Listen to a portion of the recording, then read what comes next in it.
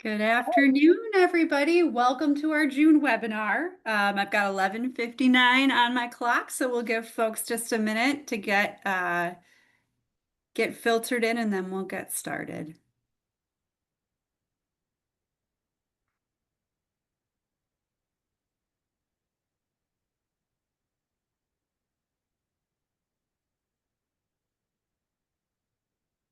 Okay, I've got 12 o'clock on my end of Rochester here, so I'm going to get us started. Welcome to our June Lunch and Learn. Today we have DiLenny from Injury Free Coalition for Kids to have a conversation with us about safety in children this summer.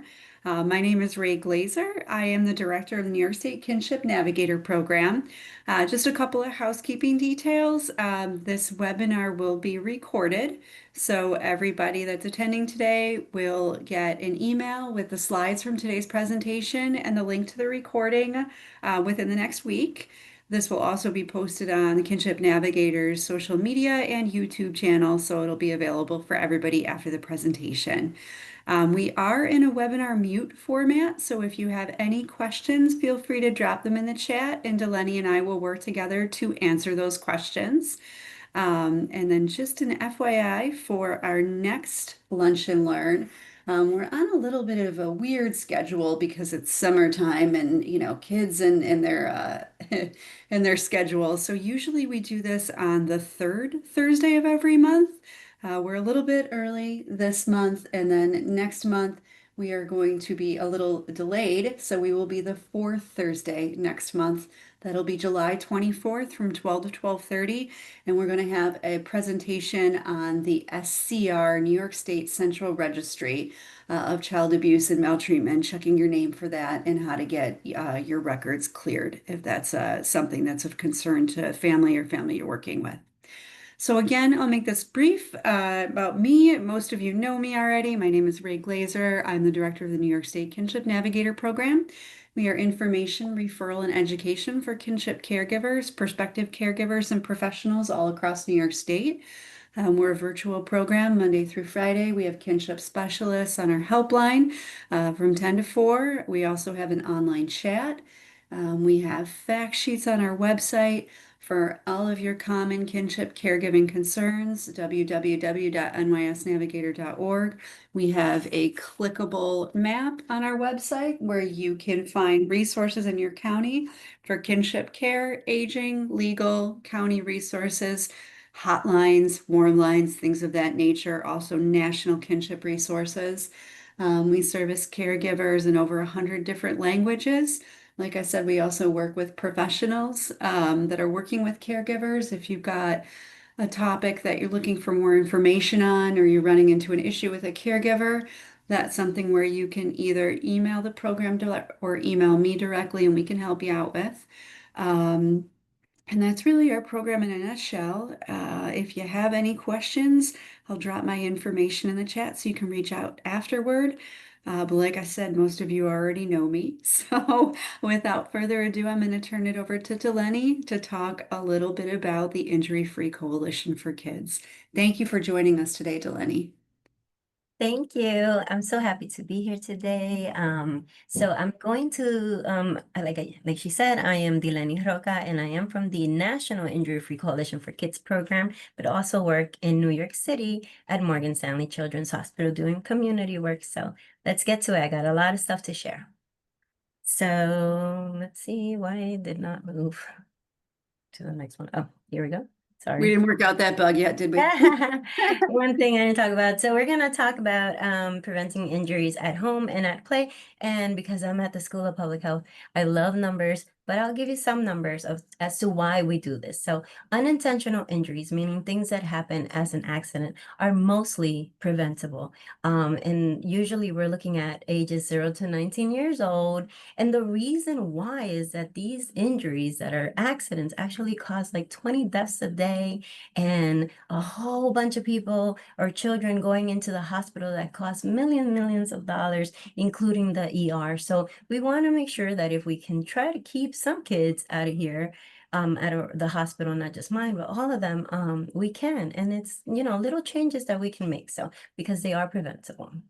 So real quick, don't get overwhelmed by these numbers, but I just wanted to show you for everybody how there's the 10 leading causes of unintentional injury deaths are usually caused by motor vehicle crashes, drowning, suffocation, fires, right? This is for like everybody, but for children ages 0 to 24 years old, we have as number one suffocation, which we can make a difference by doing safe sleep practices. And then for years 1 through 4 years old, the biggest issue that we have is unintentional drowning for children 1 to 4 years old. And then from 5 years old to 14 years old is number one leading cause of death is unintentional death due to motor vehicle crashes. So we're going to talk a little bit about that as well as summer safety. So suffocation, less than 1 years old. In 2022, there were 3,700 babies who passed away due to suffocating in their own cribs because we have this practice of putting our precious little ones into cribs full of pillows and full of toys and stuffed animals. And we want to keep it as boring as possible inside of their cribs. All they need from you at this moment is a lot of love. And we need them to be alone on a crib, on their backs, and of course, in their cribs. So remember the ABCs of safe sleep can save a life every single day, okay? Alone, on their back, and in their cribs. All right, and that's what you need to prevent all of those deaths in less than 1 years old.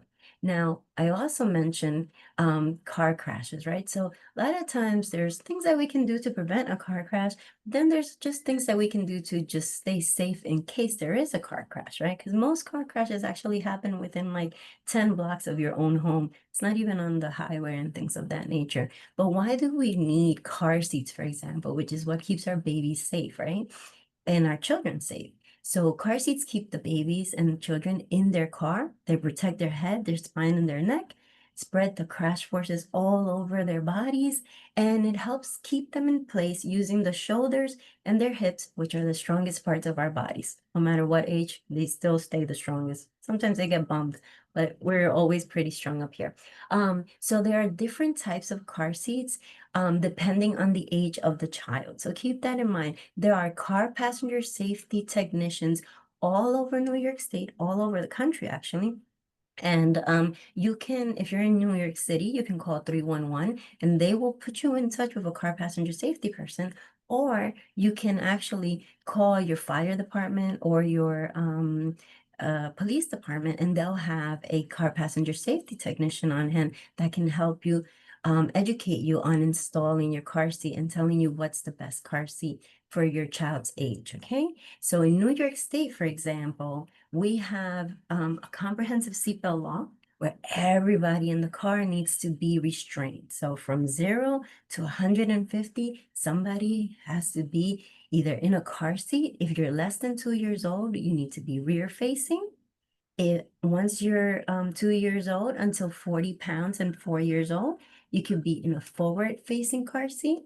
And then between the ages of 4 and 8, and this is the time where most kids are just kind of like put into the car and thrown into a seatbelt. And most of them don't fit because you need to be in a booster seat until you are 8 years old, as per New York State law. Every state has different laws, but for the most part, just for safety reasons, 8 years old is pretty good. So it would be 8 years old, 100 pounds, and 4'9" before you can get into a seatbelt. And you can check to see if your child is ready for a seatbelt mechanism, because the seatbelt won't be on their necks and it won't be on their bellies, okay? But if we follow these particular facts of 8 years old, 100 pounds, and 4'9", you should be on the clear. But these are the summaries for New York State. Now, drowning was one of the other things that we talked about before with the numbers. Drowning in New York State is the fourth leading cause. This is actually the one of the leading causes of death for children 1 through 4 years old, no matter which state you're on. This particular graphic here is a map where you can click into it and actually see all the deaths that have happened within New York State. And I can share that with you. But that Governor Hochul in 2023 actually mandated that all New York hospitals, not just the city, all New York hospitals offer new parents a brief state-approved informational video focusing on the critical issues of drowning for infants and young children. And it's actually a great video. It's online. You all can check it out. Since we have a limited amount of time, I'm not going to go through it right now, but you can definitely go to the YouTube page and check out the video, which is really great. It is made possible by New York State and also families who have lost a child due to backyard pool. But children can drown in any body of water, including a bucket of water inside of your home while you're mopping. So be careful because they have big heads and they're very curious and they get up and they look down and their big heads just jump into the into that bucket, or they can even into the toilet, and they can drown. So just keep that in mind. So Hi, my name I'm is gonna Rich skip Speck. this, and you guys are gonna check it out on your own, okay? So now we talked about injuries in the home. It's actually the number one place where children under the age of 4 get hurt. So, and that's because they're really curious, and they should be very curious because that's the way that they learn, exploring and kind of getting into things. So we always have to like be on the lookout at all times, always be ready for supervision and to educate as to why you shouldn't do that. One thing that is the leading cause of these unintentional injuries that don't necessarily cause death, but end up in the emergency rooms and hospitals is falls. So for years 1 through the rest of your life, falls are number one. So here at Morgan Stanley Children's Hospital, out of 100 kids that come in to the hospital, 80 of them was because they fell, and the majority of them fell in their homes and need surgery. So just be on the lookout. They're very curious, they're quick, and they get into absolutely everything. So let's talk about how we can keep these babies and young children away from the hospitals from falling, because they fall off, they fall out, they fall inside, and they fall off and down of everything. They fall off a chair, they fall off the changing table, the sofa, they fall in the bathtub and downstairs and out of windows, and they fall in the playground. So we'll talk about all of that real quick, okay? So fall prevention, one of the best ways to prevent falls, especially from stairs, is get a safety gate. There are very different types of gates. Some of them are really expensive, some of them are not very expensive, but there are even some that you do not require even using any type of tools. You can just, latch them on, and that's enough to keep a child from falling down or getting into the kitchen when you don't need them to be in the kitchen. The next thing is that they're so curious. They're just probably gonna go around it, maybe if they can. So just keep an eye on them. Other things that we can do is doorknob covers to make sure they don't go into like the bathroom, for example. Window guards, which basically in New York City is a law. So we really don't have children falling out of windows. But if you're anywhere else other than New York City, there aren't really laws that prevent that require you to have a window guard. So you can buy a window guard, or you could buy a window stopper, and basically stops the windows from opening up more than like about 6 inches, which is like just as big as the child's head, so that they won't go through. Some windows even have them, so you can look and you can poke it and the little stopper comes out. Other things you can do, non-slip bathtub decals. They're so cute, and they also prevent the babies, especially toddlers, from falling down when they're taking a shower. And we spoke about safety gates. Another thing is scalds, either from hot water in the bathtubs. So always be with the children when they are taking a bath because, they'll try to get up and they'll touch the handles and they can move the water and it becomes very hot very quickly and their skins are so soft and so easily able to get burned and we don't want that. Another thing is when you're cooking, keep them out of the kitchen as much as you can and put the pots, especially those with the handles, that are cooking in the back burners so that the children are nowhere near it. So be mindful of that because fires are very prevalent and they have caused a lot of issues of death, but we can also just prevent children from getting scalded from hot liquids, including being in the baths.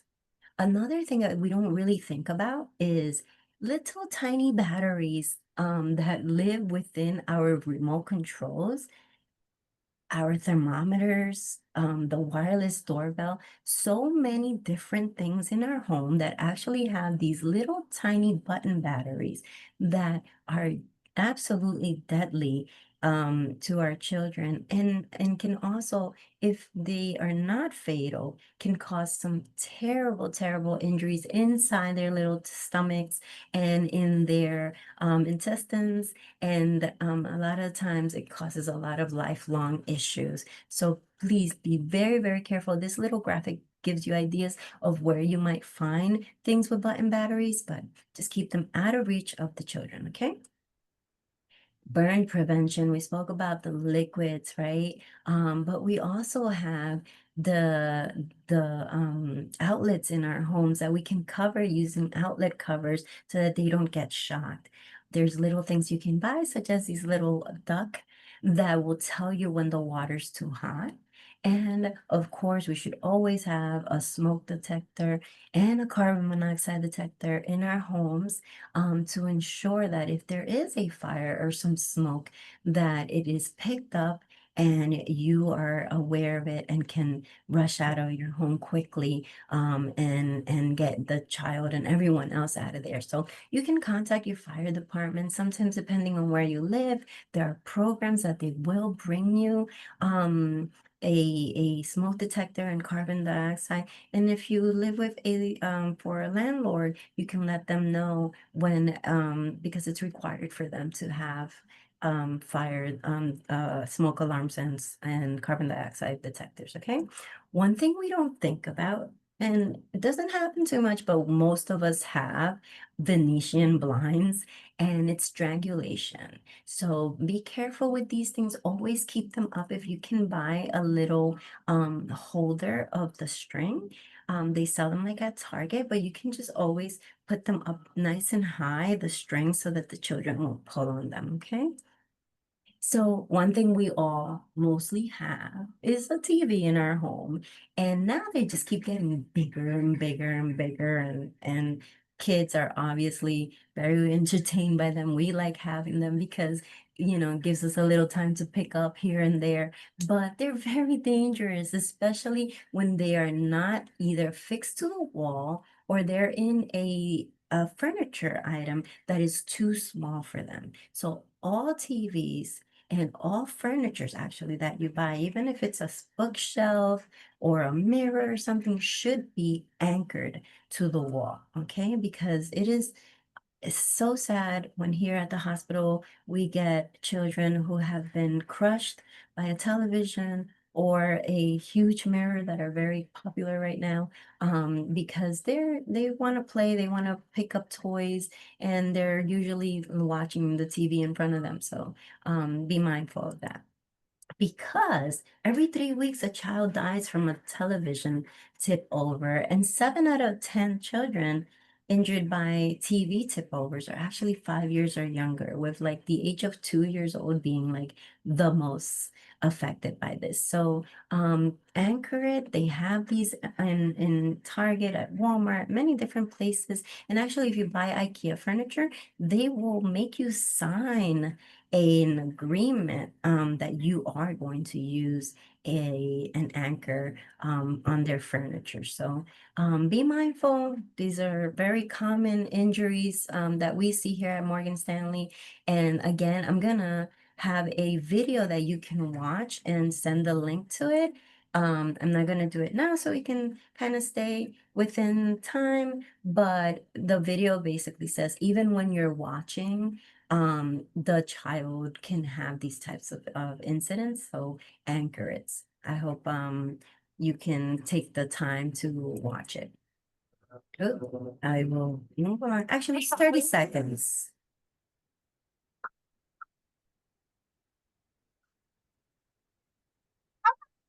Good job. Let's go in the very top drawer. Top drawer.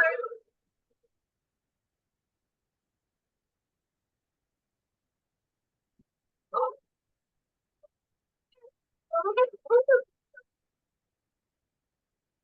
So pretty impactful just watching 30 seconds of this happening. So I gotta tell you, DiLenny, that triggers me as a I'm so parent. sorry.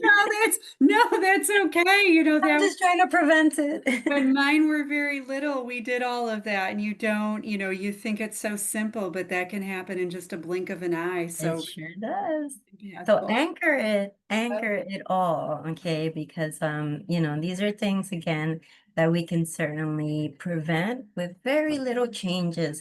The more expensive things that we can do is not do the very small changes that end up costing either a life or a lifelong issue. So do what you can, and if you have questions, just give me a call or send us an email, and we'll help you figure out where you can find something.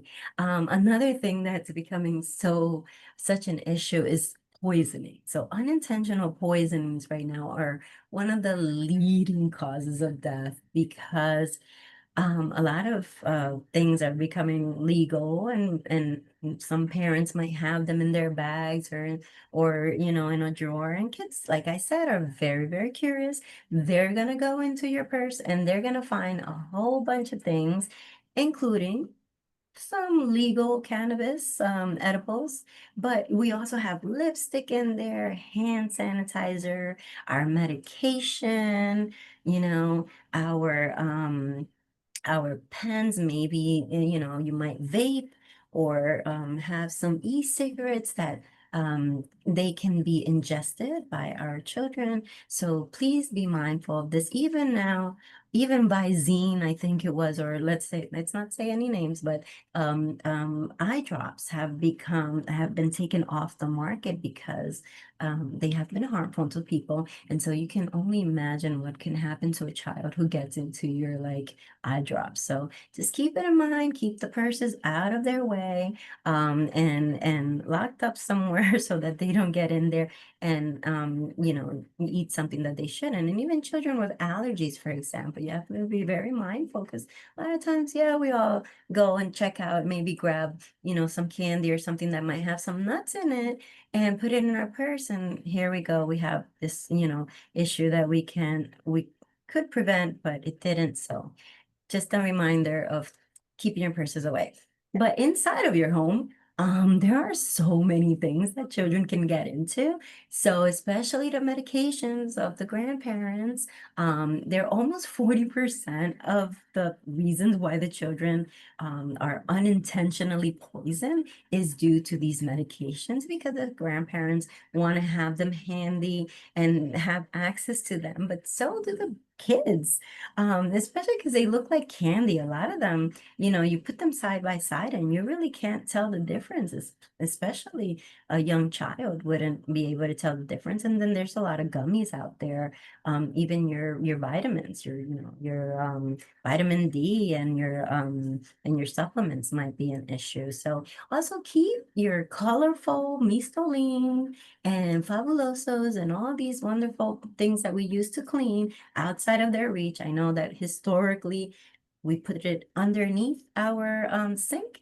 They don't have to be there. They do not have to be there. I don't know who came up with that, but they don't need to be there. They can be put away elsewhere because they can easily be mistaken for something yummy, like maybe like a Gatorade. But in addition to that, there's just a lot of times when we just have a little bit of something, sometimes we'll be like, oh, we'll put it in this other container because we don't want this huge thing that I bought at Costco here. And we take it out and no one knows what it really is, but it looks so fruity. It must be good to drink. So just be careful with that. If you get into an issue, either with unintentional poisoning because of medications, no matter who it is, or because somebody drank something that they were not supposed to, call your poison control center. 1-800-222-1222. So easy. There's like thousands of people working there who will walk you through what you need to do. And if it's a super emergency, they'll let you know. Yeah, call 911 right now. But they will entertain any calls that you may have, even if somebody gave you like a medication for you to take, and you're like, I don't know if I should take this with like my heart, this, high blood pressure medicine. Call them and they'll let you know, okay? So other things you can do to prevent poisoning: drawer latches, cabinet latches, all of that you can use. You can buy it at Target, and just keep those drawers nice and locked in, just so that you can be able to use it. And the cabinet latches, especially for that under the sink situation with all the colorful detergents, keep it locked up, okay? Or keep things out of sight and out of reach. And that number handy.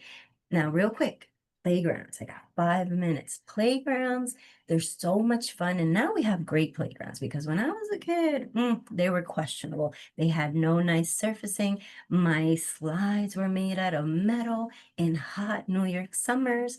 Now we don't necessarily have all that, but we need to be careful, okay? So, because more than 200,000 children are injured on playgrounds every year, with like more than 500 a day, and it is really silly stuff, because they will hang upside down and they will try to jump off instead of holding on to the fireman pole that they have in there.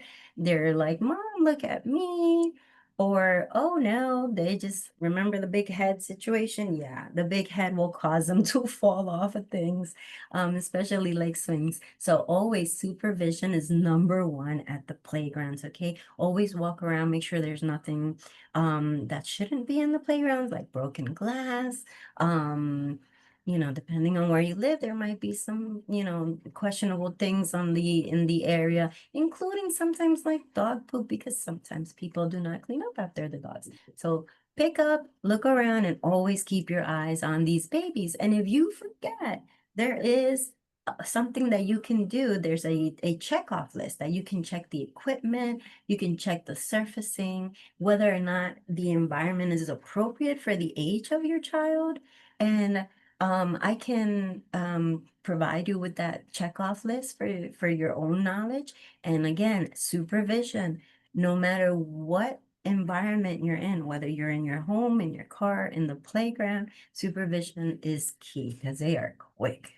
Delaney, we did get one question that came in. Mhm. I want to make sure that we can attend to Yeah, it. yeah.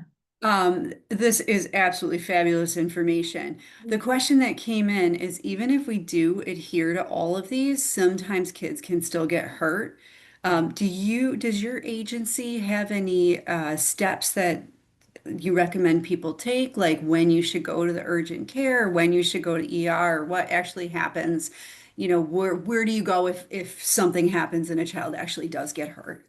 Yeah, so obviously they're children, right? So they're gonna get into a lot of different things. So you have to like monitor the situation. If you're in a car crash, for example, obviously you want to make sure everybody in there gets checked out, because you never know if there's some type of internal bleeding situation. If you're in the playground and you are with a child who falls off the swing or falls down the slide.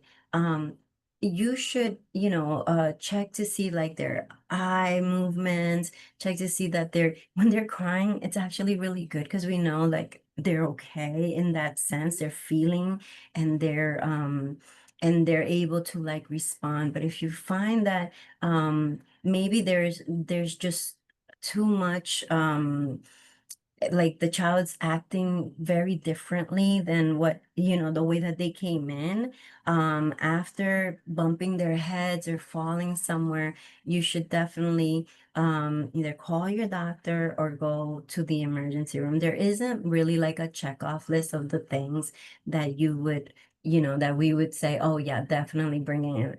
Obviously, fever, vomiting that is, nonstop, because you don't want children to like dehydrate because of anything, especially in the summer. We're out, you didn't even get hurt, but you probably keep that hydration going, because a lot of times kids will end up getting hurt because they're completely dehydrated and they don't know. I mean, sometimes I don't even know when I'm thirsty. I just drink water because I just try to stay hydrated. But that's a big issue, especially now in the summer. Hydration. Okay. Keep the kids hydrated because they will get the headaches. They might start throwing up and you might confuse it, because if he or she fell or something and acting a little bit weird, it could be dehydration or it could be a concussion, right? So I can come back if y'all want me to. We can talk about concussion. We can talk about, looking for different types of signs for that, Mhm. that makes you feel a little bit better about decision making. Yeah, that would be Yeah. wonderful. Yeah, Thank definitely. you. No problem. So, oh my God, it's 12:30, but here's the list. You're gonna have the presentation about of all the things that we talked about. But just, one thing that I will remind you in playgrounds is, if you go on a bike, always wear your helmet. But once you get to the playground, take the helmet off, because when kids are playing in the playground with the helmets on, there can be entrapment, meaning they're already big heads with now a helmet on it can get stuck, and that can cause a problem. Also, drawstrings on their sweaters and things like that, you got to be careful with that as well. So I'm gonna leave it right here and just remind everyone, adult supervision required at all times, no matter where you are. And thank you so much for your time today. I'm DiLenny Thank Roca. you. Happy to be here. Yes, so much appreciated. Sorry we had to rush you. This would be one of those things where the full hour would have been good, but I would love Okay. to have you come back. So if anybody's got any questions, I realize we're running just a little bit over, feel free to drop them in the chat, or, like I said in the very beginning, you will get the slides and contact information and recording within the next week. There you go. DiLenny, thank you so much for joining us today. We Oh, appreciate it. And we'll have a sign up for the July Lunch and Learn up on the screen the next couple of days on the Navigator website. Thank you, everybody. Have a great day. thank you all. Take care. Bye.